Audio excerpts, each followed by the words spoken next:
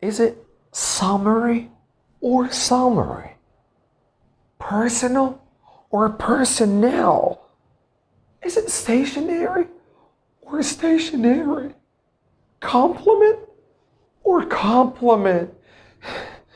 Is it confident or confident? Actually, these words are very confusing. I don't know how to use them.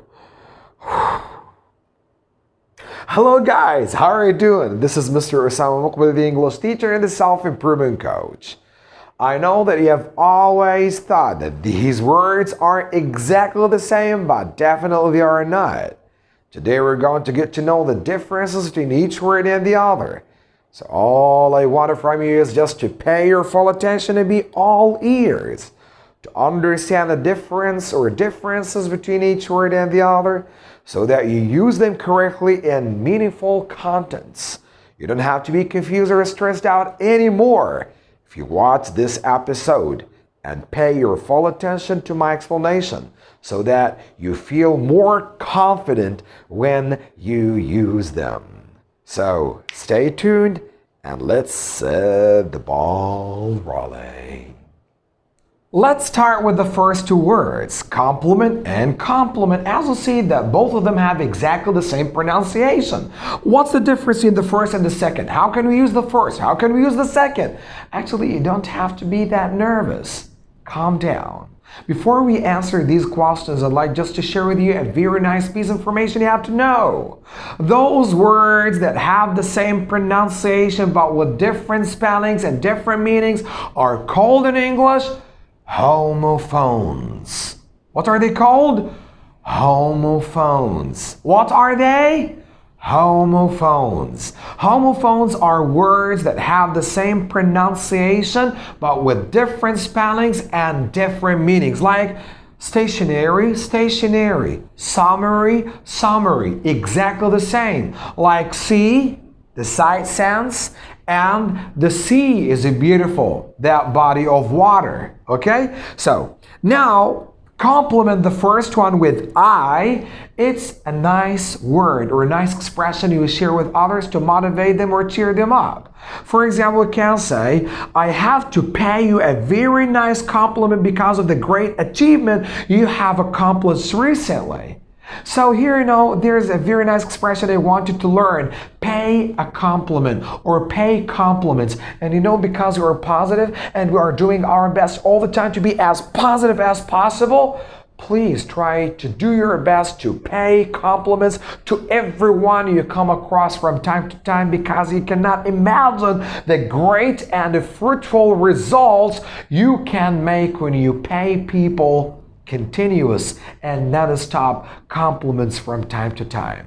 So pay people some compliments to motivate them, reinforce them, and push them forward so that you can make this world a better place to live in.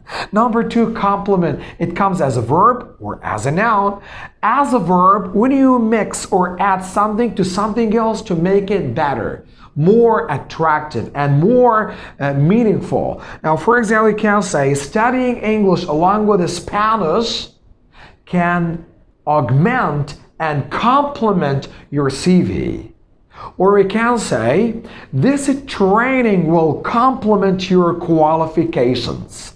There is another use of this word that comes as a noun, and you can say that it's used particularly in grammar. We call it subject-verb complement. The extra information you add just to give us additional information about the subject or sometimes about the object. For example, you can say, Mr. X is the most infamous dictator I have ever read about.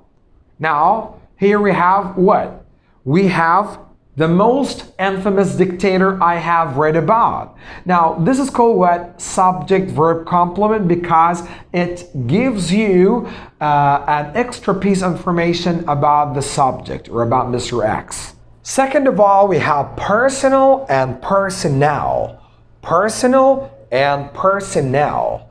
As you see, the first word is very easy, and I think that everybody knows well how to use it. For sure, it's an adjective, and it means, when something refers to person or to somebody.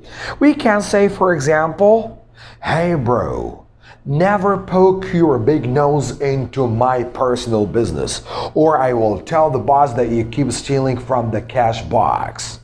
Never interfere with my personal business. Understood? That's great. Or for example, hey bro, come here please, hurry up. I'd like just to show you my personal guard.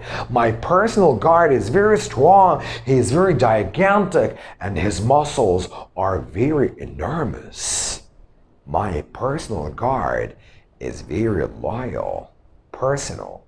Then we have personnel. As you see, that the third syllable of this word, personnel, is stressed. Now, what does it mean? Actually, personnel is a collective noun. What does it mean, collective noun? It's a word that refers to a group of animals, people, or birds, such as, family, herd, for example, pack, and so on. So here we have personnel means a group of employees. You can see the sign is stuck on doors in companies, for example. Only personnel are allowed. Only personnel are allowed. So please don't mix between personal and personnel. Then we have summary and summary. Again and again, we have homophones. You know that we have the same pronunciation but different spellings and different meanings. Now, summary, it comes from the word summer. On summery days, I go to the beach and enjoy the warmth of the sun over there. Now, summary, when you just say or tell a story in short, without mentioning all the details. Now, for example, yesterday I read a very touching story, and I'd like just to tell you the summary of it. Now, the summary means, what happened in the beginning, what happened in the middle, what happened in the end, only the main events of that story, without mentioning all the details very precisely. So we have summary, like summary days, and we have summary when you tell something or tell a story in brief or in short, okay?